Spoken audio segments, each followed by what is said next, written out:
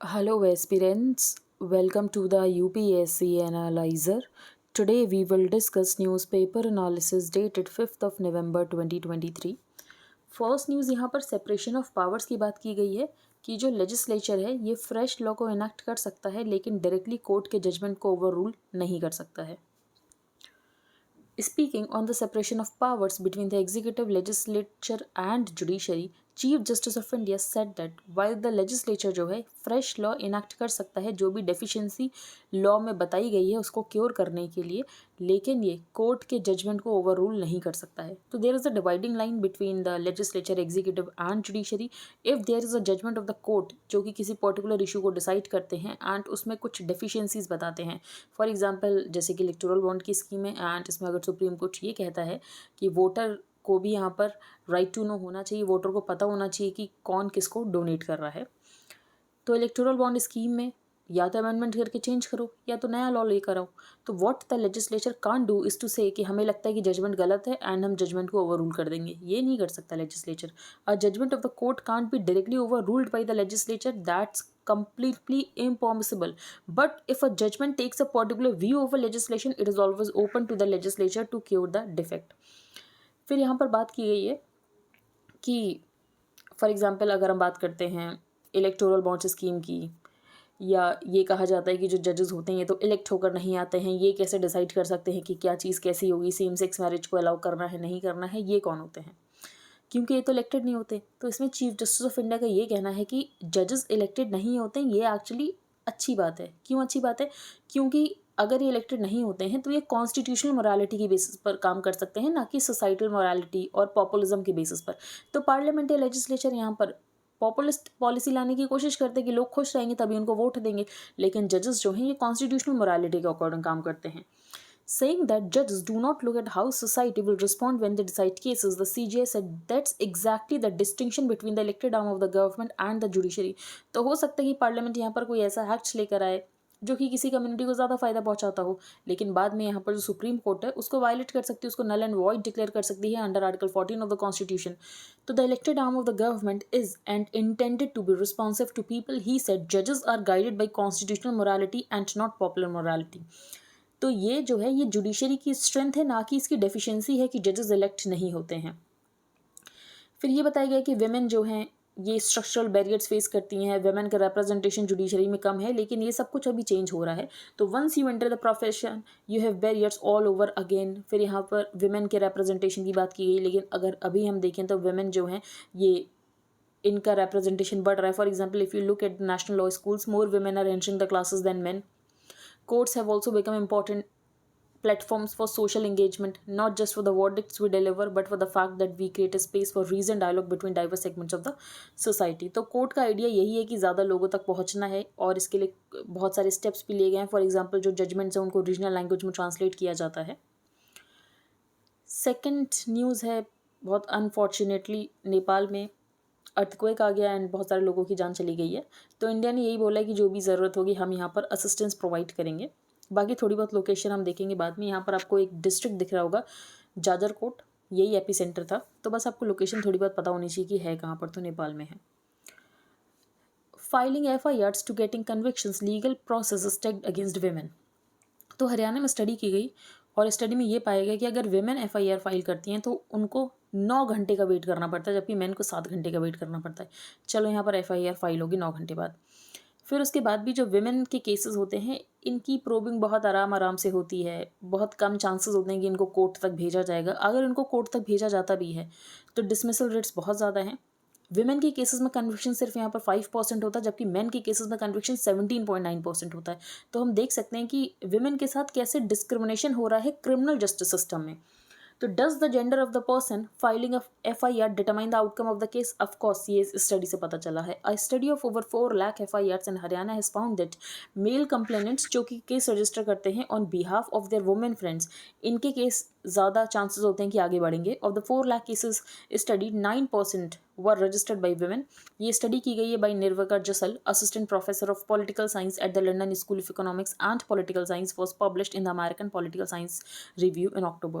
First of its kind study on the police processes and judicial outcomes traced cases from the initial filing of the FIR to the final outcome in the court and found that जो women disadvantaged हैं या तो discriminate किया जाता है against in every step of the process, women's complaints are less likely to go from the police station to the judiciary, and अगर जाती भी हैं तो conviction बहुत कम है, 5% for women and 17.9% for male complainants। तो अगर women यहाँ पर complainant है तो बहुत कम chances है कि यहाँ पर जो accused है ये convict होगा। There is a lot of discussion including by justices that these laws are misused। फिर यहाँ पर 490A of the IPC की बात की गई है जो कि बात करता है cruelty by husband और relatives of the husband। अब स्टडी में ये भी कहा गया है कि विमेन को एक्चुअली FIR फाइल करने के लिए 9 घंटे का वेट करना पड़ता है।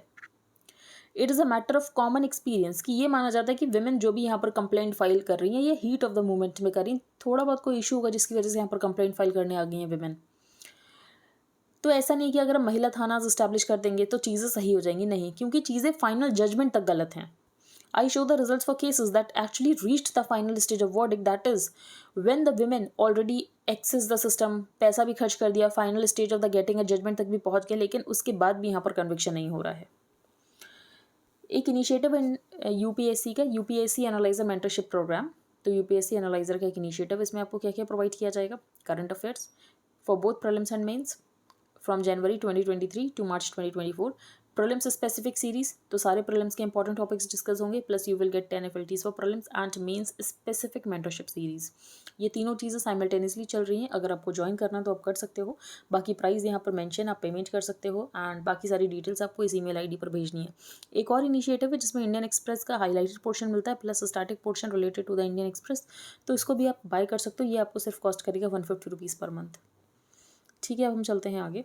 यहाँ पर CAQO की बात की गई है, commission for air quality and management. तो इसको बनाया गया था दिल्ली एंड NCR रीजन में पोल्यूशन को देखने के लिए। अभी ये सिर्फ एक रेगुलेटरी बॉडी बन के रह गया है, तो इसको कैसे सही कर सकते हैं, कैसे बेटर कोऑर्डिनेशन कर सकते हैं, उसके लिए कुछ एक्सपर्ट्स ने टिप्स दी हैं। तो सबसे पहले यहाँ पर जो एयर शेड वाला एरिया है उसकी मॉनिटरिंग करने के लिए बताया गया है। एयर शेड वो एरिया जहाँ पर बहुत ज़्यादा पोल्यूटेंट्स होते हैं एंड पोल्यूटेंट्स डिस्पर्स भी नहीं होते हैं, तो ये जानना बहुत ज़रूरी है कि यहाँ पर इतने सारे पोल्यूटेंट्स आ कहाँ से रहे हैं।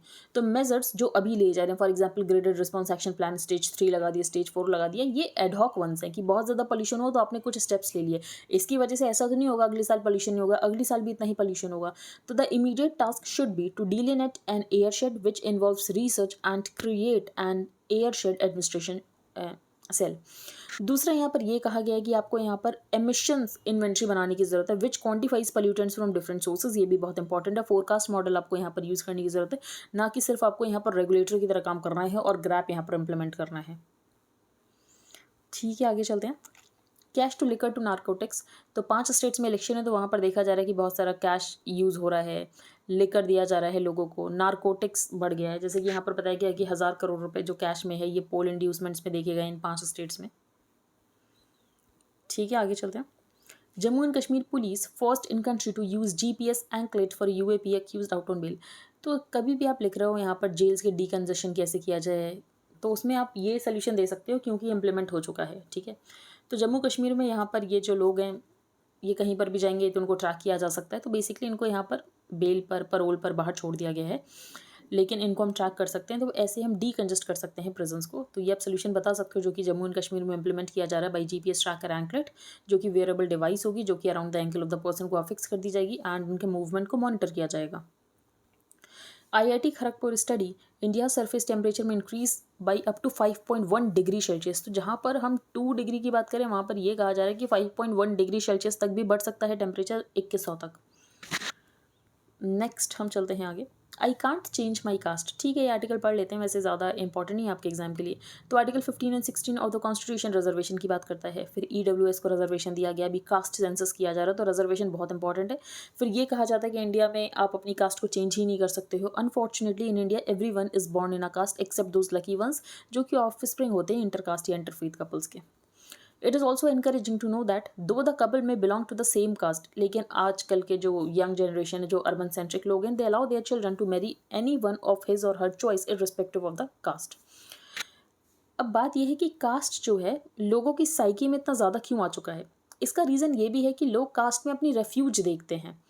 कास्ट के अलावा और कोई ऑल्टरनेटिंग स्ट्रक्चर नहीं है जो कि लोगों को सपोर्ट प्रोवाइड करता है, तो हमें कोई ऑल्टरनेटिंग स्ट्रक्चर बनाने की ज़रूरत है। फॉर एग्जांपल गांधी जी ने यहाँ पर कुछ ऑर्गेनाइजेशंस बनाए थे, लेकिन वो ऑर्गेनाइजेशंस गांधी जी के डेथ के बाद थोड़ी वीक हो गए, लूज़ हो गए, फेड अवे हो गए, जैसे कि Sabarmati Ashram in Ahmedabad. Unfortunately the people bring their caste identities into the political parties, escape the cage. तो हम ये जो कास्ट आइडेंटिटी इन सब से कैसे बाहर आ सकते हैं। There are ways for an individual to escape the caste trap. पहला ये कि अपना कास्ट नेम्स मत यूज़ करो, सर नेम्स मत यूज़ करो, किसी कास्ट स्पेसिफिक ऑर्गेनाइजेशन के साथ मत एसोसिएट हो। सोशल एंड पॉलिटिकल लीडर्स ये रास्ता दिखा सकते हैं, उसके बाद बाकी लोग उनको फॉलो कर सकते हैं। पॉलिटिकल लीडर्स जो है नेशनल आइकॉन्स को कास्ट के साथ ना आइडेंटिफाई करें, क्योंकि वो आइकॉन्स इसीलिए हैं क्योंकि उन्होंने सबके लिए काम किया था, सिर्फ अपने कास्ट के लिए काम नहीं किया था। The person can choose to live in a building जहाँ पर हर कास्ट के लोग रहते हों, ये नहीं कि एक पर्टिकुलर कास्ट के ही लोग रहते हों। पर्सन अपने स्पाउस को दूसरे कास्ट से ले सकता है, या तो अपने बच्चों को एनकरेज कर सकता है कि आप किसी भी कास्ट के इंसान से शादी कर सकते हो। At the work place the person may be without affection or ill will, no affection to person of one's own caste or ill will towards person of another caste. तो हमें कॉन्शियसली कोशिश करना है कि हम स्टीरियोटाइप को avoid करें कि ये पर्टिकुलर कास्ट तो ऐसी ही होती है, दूसरी कास्ट ऐसी होती है, ऐसा नहीं सोचने की जरूरत है। तो ये सिंपल स्टेप्स हैं, आपको लगेगा इससे थोड़ी यहाँ पर कास्ट एलिमिनेट हो जाएगी। That may indeed be true but we have to make a beginning somewhere, and ऐसे ही शुरुआत हो सकती है। तो कास्ट को एनिलेट करना इतना आसान नहीं है, लेकिन caste identity and caste affinity इसको वीकन ज़रूर किया जा सकता है by sustained effort. Next the ritual of change, तो ये आपके एग्जाम के लिए नहीं है रेलेवेंट, तो इसको हम स्किप कर सकते हैं। बस इसमें ऑथर ने एक्चुअली ये कहा है कि हमें लगता है कि कुछ ट्रेडिशंस जो हैं ये स्टैटिक है, लेकिन ट्रेडिशंस स्टैटिक नहीं होते हैं, वो चेंज होते रहते हैं। बस हमें रियलाइजेशन नहीं होता कि वो ट्रेडिशंस चेंज हो रहे हैं, क्योंकि अगर ट्रेडिशंस नहीं चेंज हो रहे होते तो ऐसा तो नहीं है जो 1000 साल पहले चल रहा था वो अभी तक सर्वाइव करता है। For example caste, marriage, family, इन सब इंस्टीट्यूशंस में आपको चेंजेस दिखते हैं, लेकिन आप उन चेंजेस को रियलाइज नहीं कर पाते हो क्योंकि वो थोड़े थोड़े कर गए होते हैं। तो ये यहाँ पर ऑथर ने बताया कि जैसे कि पूजा रिचुअल्स की यहाँ पर बात की जाए तो puja rituals are deeply rooted in patriarchy, but if our societies puja is an indication then it is the ordinary women जिन्होंने अपटर्न कर दिया इसको। फॉर एग्जाम्पल यहाँ पर जो ऑथर है विडो है, लेकिन उसके बाद भी इनको वो जो सिंदूर वाला रिचुअल है वो करने के लिए दिया गया, जबकि ऑथर का सेल्फ कॉन्शियस इनको खुद अलाउ नहीं कर रहा था कि इनको कहीं गलत तरीके से जज ना किया जाए, लेकिन इनको बाकी विमेन ने सपोर्ट किया कि नहीं आपको ऐसा करना चाहिए।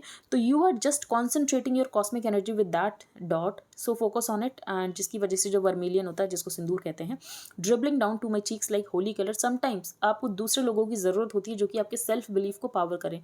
तो वहाँ अच्छा आर्टिकल आप पढ़ सकते हो खुद के लिए। Next we are starting a talks with India to find a framework to go for CEPA और एफटीए। तो ये कौन सा कंट्री चले, तो इनके साथ बात चल रही है, हो सकता है एफटीए सेपा साइन हो जाए। नेपाल में बहुत सारे लोग इंजर्ड हो गए हैं, तो मैंने आपको बता दिया कहाँ पर एपी सेंटर था, जाजरकोट में। ब्लिंकन रिजेक्ट, तो यहाँ पर जो अरब स्टेट्स हैं जॉर्डन, इजिप्ट, ये कह रहे हैं कि यहाँ पर इजराइल को सीज़ फायर करना चाहिए, गाज़ा के साथ सीज़ फायर होना चाहिए। लेकिन ब्लिंकन ने बोला है कि अगर यहाँ पर इजराइल ने सीज़ फायर किया तो हमास को टाइम मिल जाएगा वापस से खुद को रीफिट करने का, एंड हमास वापस से रीग्रुप करके अटैक कर सकता है। इसीलिए ब्लिंकन ने ये कहा है कि नहीं, सीज़ फायर के लिए तुम इजराइल से नहीं कहेंगे, नहीं तो हमास को बेनिफिट कर देगा। ठीक है, आई होप आपको सब कुछ क्लियर हो गया हो। अगर आपका कोई भी डाउट है तो आप टेलीग्राम ग्रुप पर भेज सकते हैं, एंड कमेंट सेक्शन में भी लिख सकते हैं, आपको आपका जो भी डाउट रिजॉल्व कर दिया जाएगा। If you like the analysis then please like, share and subscribe. Thank you and have a nice day.